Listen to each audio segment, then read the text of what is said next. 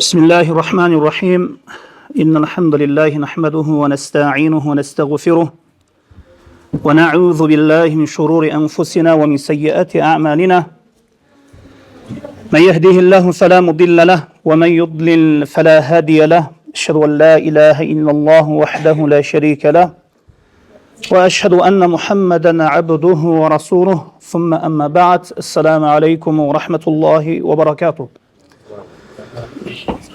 Урматтуу жамаат, урматтуу момин мусулман бир туугандар, Аллах Таала мына ушул жума намазына басып келген ар бир кадамдарыңыздарга бийик даражаларды, көптөгөн жакшылыктарды жазган болсун.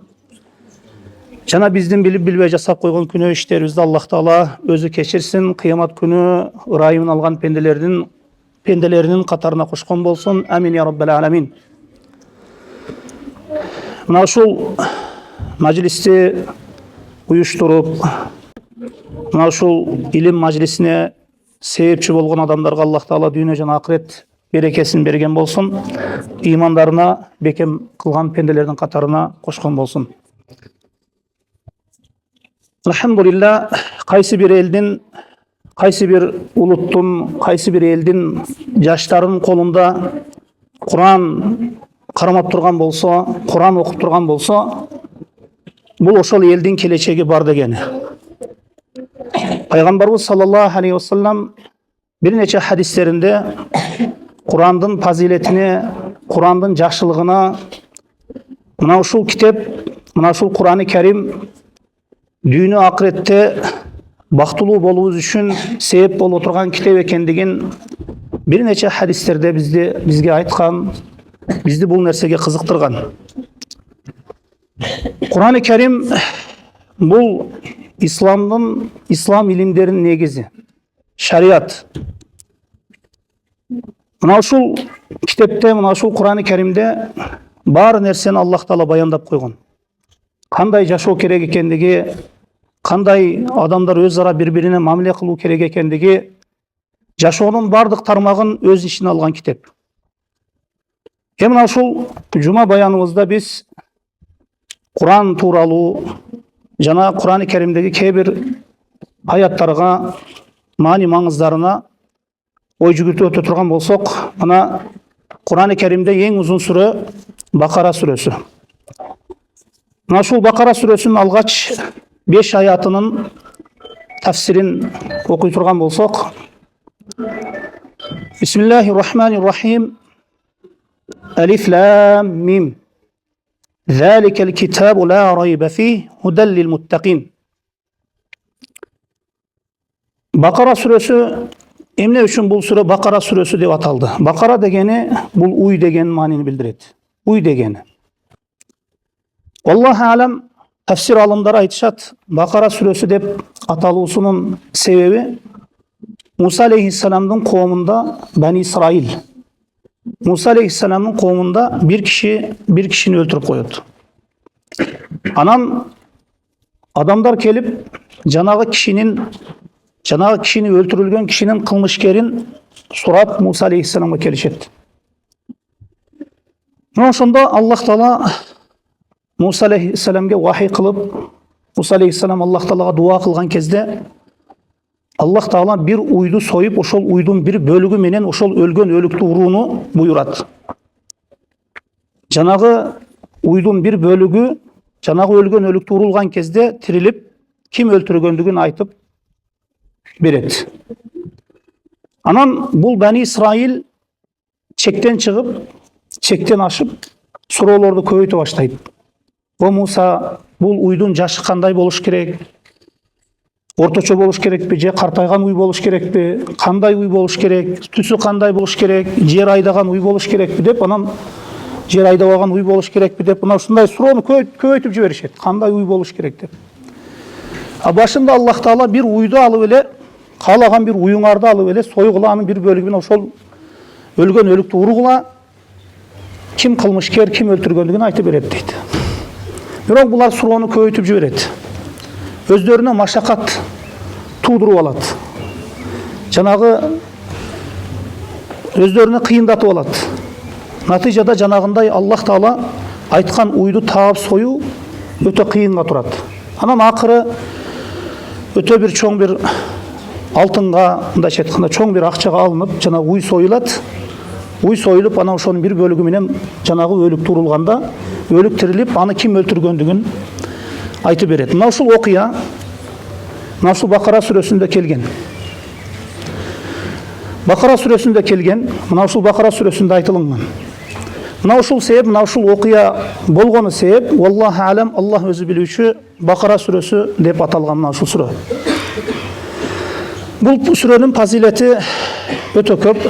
Пайгамбарыбыз саллаллаху алейхи вассалам үйлөрүңөргө Бакара сүрөсүн коюп тургула дейт.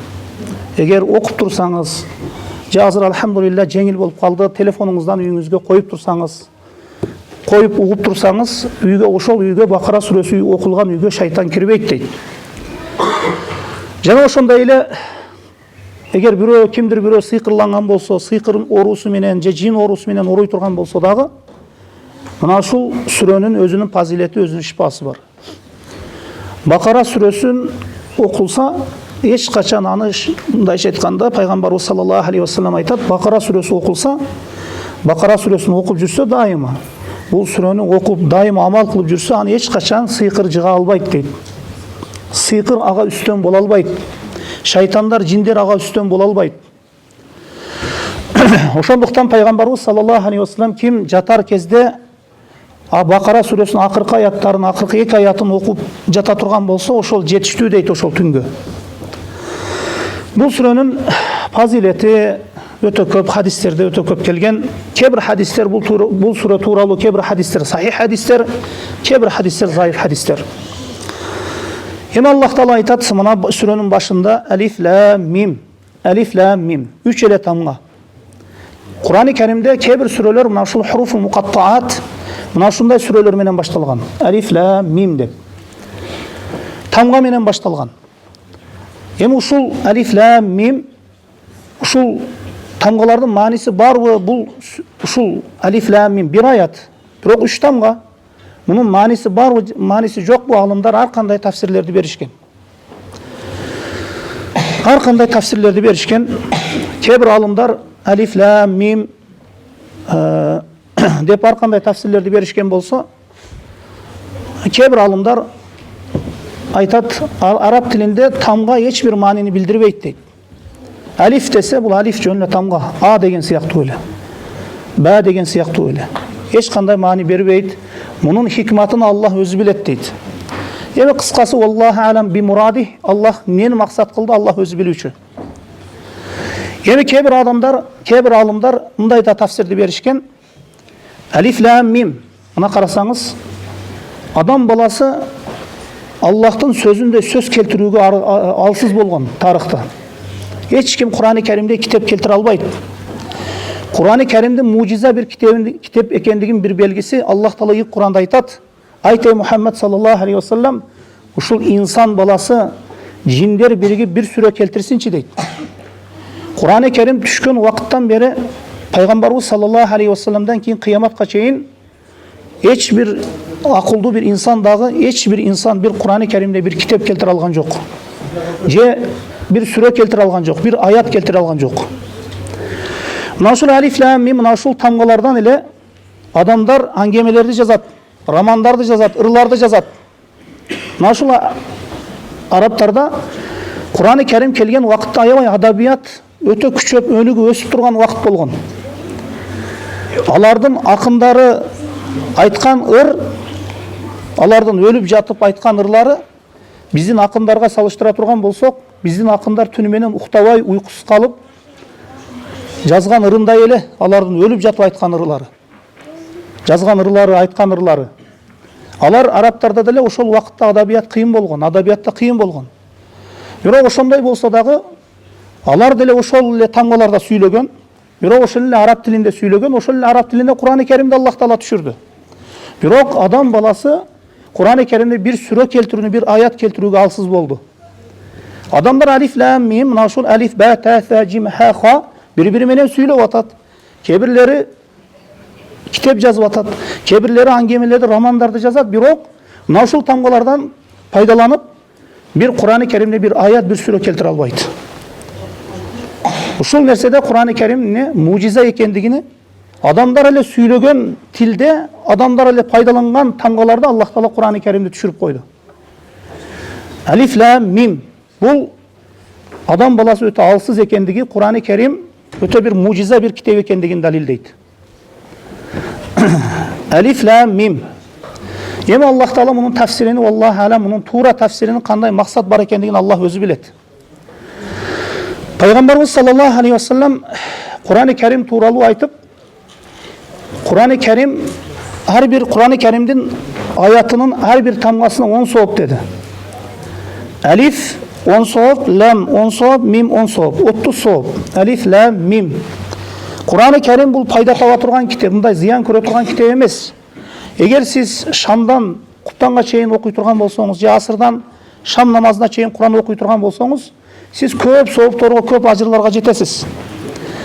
Алиф лам мим дегенде эле сиз ошол аяттарды окууга киришкен кезде ар бир тамгасына 10 сооптон ала бересиз. Эми заликал китабу ла райба фи. Мына китепте, мына Кур'ан-ы Керимде эч кандай шек жок дейт Аллах Таала. Худан лил муттакин, таква адамдар үчүн хидаят дейт. Кур'ан-ы Керимде момун мусулмандар да окуйт. Алхамдулилла, момун мусулмандардын көзүнүн карегинде бир ыйык болгон бир китеп. Ал эми капырлар да окуп атат. Фасыктар да окуйт, мунафыктар да окуйт. Бирок бул китеп кимдер үчүн хидаят десе, худан лил муттакин, таква адамдар үчүн хидаят дейт. Таква Аллах Тааладан корккон адамдар үчүн хидаят. Кур'ан-ы Керим ар бир инсан үчүн эле хидаят боло бербейт. Кур'ан-ы Керимди окуган ар бир инсан эле хидаят таап кете бербейт. Худан лил муттакин, Аллах Тааладан чыныгы корккон адамдар үчүн хидаят бул китеп. Заликал китабу ла райба фих. Мына ушул китепте эч кандай шек күмөн жок. Бул китеп акыйкат китеп. Мына ошондуктан вa'тасиму бихаблиллахи жами'ан ва ла тафаррaqu. Аллахтын жибине, мындайча айтканда, Кур'ан-ы Керимди бекем кармагыла дейт Кур'ан-ы Керимде Аллах Таала. Кур'ан-ы Керим биздин акыйдабыздын, ишенимибиздин негизи болгон китеп. Тафсирибиздин, мындайча айтканда, фикх илиминин, бардык илимдердин негизги булагы болгон китеп. Берекелүү китеп. Ошондуктан заликал китабу ла райба фих худан лил муттакин. Мына ушул китепте эч кандай шектене турган эч нерсе жок дейт. Кур'ан-ы Керимде Аллах Таала менин өзүмө гана сыйынгыла деди. Мага эч бир нерсени шерик кошпогула деди. Бул акыйкат. Ата-энеңерге жакшылык кылгыла деди. Бул акыйкат. Кошуңарга жакшылык кылгыла деди. Бул акыйкат. Көптөгөн нерсени Кур'ан-ы Керимден баштан аягына чейин окуп чыксаңыз, бизге чейинки элдердин баарысын, тарыхын, кандай жашап өткөндөрүн бизге баяндап берген, бизге ибрат болуш үчүн. Бул нерсе акыйкат. Бул нерселерде шектенүүнүн кереги жок. Ошондуктан сиз шариятта кайсы бир маселе болсун, эң биринчи кезекте биринчи Курандан далил издейбиз. Курандан далил келген болсо, болду, бизге ошол далил жетиштүү. Эгер андан кийин Кур'ан-ы Керимдин тафсири болгон бул сүннөт деген нерсе бар, пайгамбарыбыз саллаллаху алейхи ва саллям сүннөтү. Сахих хадистер, Бухари, Муслим. Мына ушул Кур'ан-ы Керимдин тафсири болот, мына ушул сүннөт. Курандан таппадыңызбы, сүннөттөн издеңиз. Сүннөттөн таппадыңызбы, пайгамбарыбыз саллаллаху алейхи ва саллям сахабалары Абу Бакр, Умар, Али, ушулардын жолун карманыңыз. Пайгамбарыбыз саллаллаху алейхи ва саллям менден кийин ушул 4 халифамдын жолуну мына азуу тишиңердей бекем тишип кармангыла деген. Мына ушул жолдо, мына ушул манхажда, мына ушул туура жолдо кеткен болсоңуз адашпайсыз. Сиз эч качан ширкке же бир бидаттарга түшүп калбайсыз. Кур'ан-ы Керимди окуңуз, ошол жерден тапсаңыз амал кылыңыз, таппасаңыз таштаңыз ошол нерсени. Сүннөттөн бир нерсени тапсаңыз амал кылыңыз, таппасаңыз таштаңыз. Ошондуктан Аллах Таала буйрган нерседе жакшылык бар, Аллах Таала кайтарган нерседе бул жамандык, бул нерсенин акыбети жакшылык эмес. Эми Аллах Таала аллазина ю'минуна бил гайби ва юқимуна ас-салата ва мимма разакнахум юнфикун. Мына Бакара сүрөсүнүн алгачкы аятында момундардын сыпатын баяндайт. Момундар ким экендиги, бул жашоодо момундар ким экендиги, чыныгы момун мусулман ким экендигин баяндайт. Алардын сыпаттарын баяндайт. Андан кийин экен аят менен капырлардын ким экендигин, ким капыр экендигин баяндайт. Ал эми 15-16га жакын аят менен мунафыктардын ким экендигин баяндайт. Момун мусулмандарды, чыныгы мусулмандарды коомдун арасында билүү оңой. Аларды ажырату оңой. Капырларды деле ажырату оңой. Алар ачык эле биз капырбыз дейт. Бул динди, исламды кабыл албайт. Капырлыгын ачык айтат. Бирок ушул эки топтун арасында бир топ адамдар бар. Аларды көбүрөөк айткан. Алар тууралуу Мунафикун деген сүрө бар. Кур'ан-ы Каримде атайын сүрө бар. Жана булар тууралуу көбүрөөк аяттарда баяндаган. Эмне үчүн? Анткени булар исламды тилинде айтып, ичинде капыр бойдон жүрө берет. Булар мунафиктар деп коет буларды. Эки жүздүүлөр дегени. Ла илаха иллаллах деп тилинде айтат, бирок жүрөгүндө капырлыгы бар. Эч качан иманды бир ачык мындайча айтканда иманды бир ачык бир кабыл албайт. Жашырат. Мунафик мына ушул эки жүздүү дегени. Анын капырлыгы жүрөгүндө. Эми сыртында исламды көрсөтө берет бир жалгандан эле. Намаз окуп жүрө берет, орозо тутуп жүрө берет, мусулмандар менен жүрө берет. Дүйнөлүк бир кызыкчылык үчүн, бир мансабы үчүн. Ошондуктан бул адамдарды жашоодо айырмалоо кыйын. Ошондуктан Аллах Таала көбүрөөк аяттарда булар тууралуу баяндаган.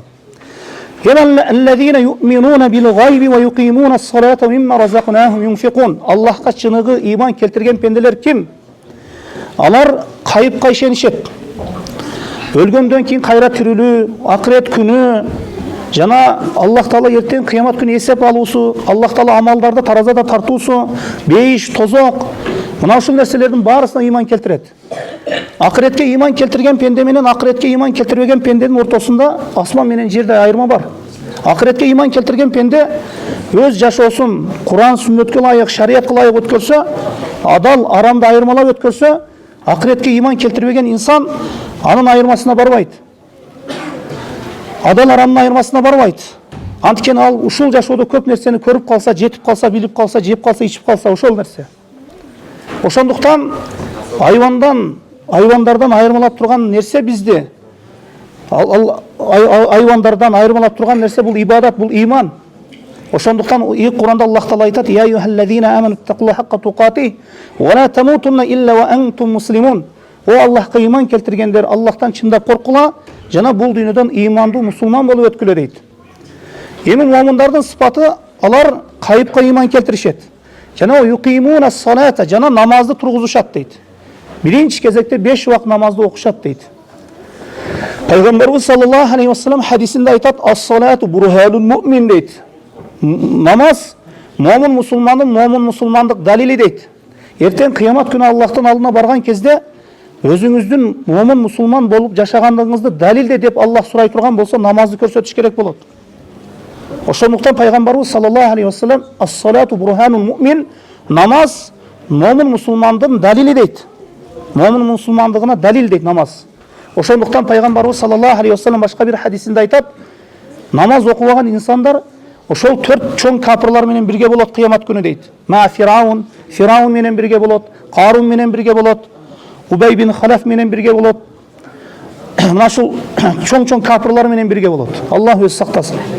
Жана пайгамбарыбыз саллаллаху алейхи ва саллям намаз тууралуу айтып: "Мифтаху кулли шейин мифтахул жанна ас-сала", ар бир нерсенин ачкычы бар дейт. Бейиштин ачкычы намаз дейт. Эми бул жашоодо ар кайсы эшикти ачышыңыз мүмкүн. Башка бир тарабынан кирип, же башка бир тарабынан кирип, жашоодо ар кайсы эшикти ачуу мүмкүн. Бирок кыямат күнү Аллахтын алдына, ошол бейиштин алдына барган кезде, ал эшик ар кимге эле ачыла бербейт. Намазы бар адамга ачылат. Ва юқимуна ас-сала ва мимма разакнаху юнфиқун. Андан кийин Аллах Таала момундардын 3-чү сыпатын айтып атат: алар биз рызкы кылып берген нерселерден беришет дейт. Зекетин беришет.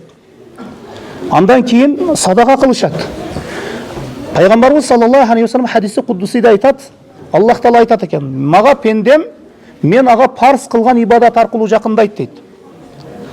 5 убак намазды окубай туруп, бир пенде 5 убак намаз окубаса, бирок көп нафил намаздарды окуса, ал окуган намаздары бир тыйын. Аллах Таала кабыл кылбайт. 5 убак намазды окумайынча, ал тургузмайынча.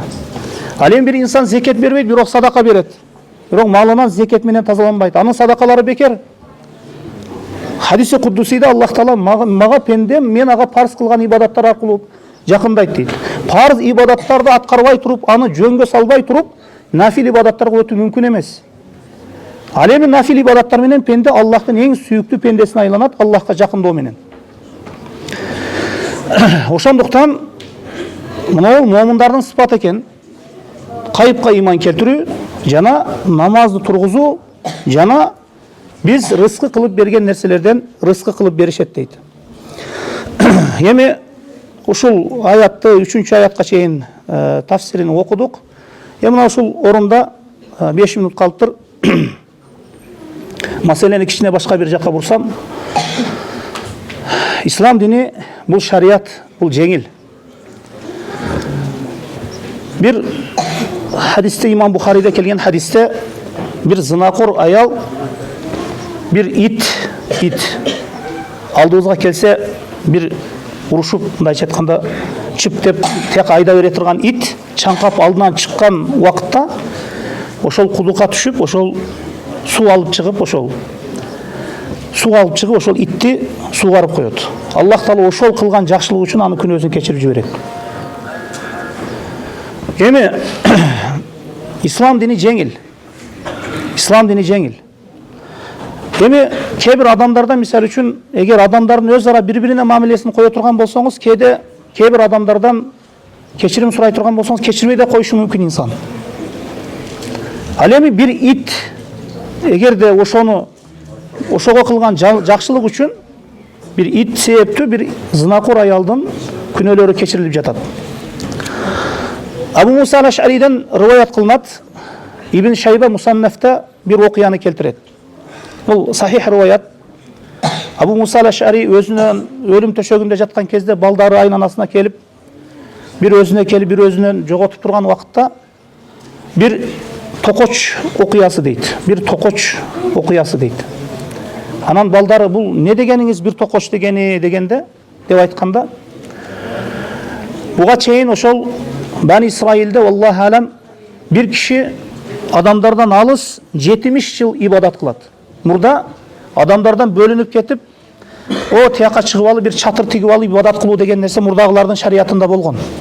Бирок бул энди пайгамбарыбыз саллаллаху алейхи вассалам шариятында мынтип мал мүлктү таштап аялдан ажырап мынтип ибадат кылуу деген нерсе жок.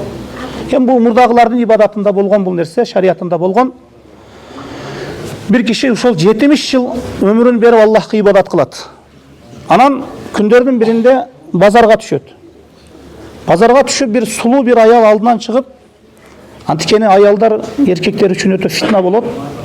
Анын алдынан чыгып ошол аял менен bir 7 күндөй калып зына кылып коет. 7 күндөй. Анан кийин кылган күнөөсүнө өкүнүп артка кайтат. Кайтканда ар бир кадам сайын сажда кылып кайтат.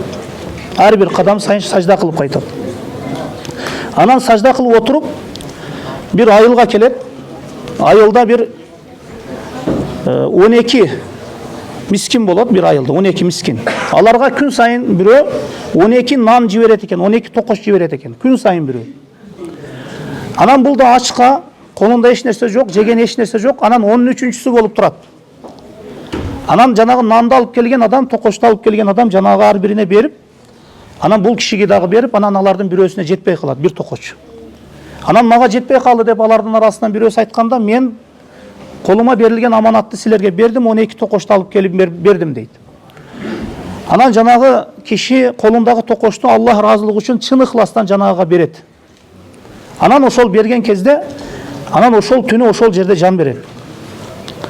Жан берген кезде анан Аллах Таала аны периштелерге айтып, аны 7 күндүк зынасы менен 70 жылдык ибадатын тарткыла дейт. Ошондо 7 күндүк зынасы 70 жылдык ибадатын басып коет.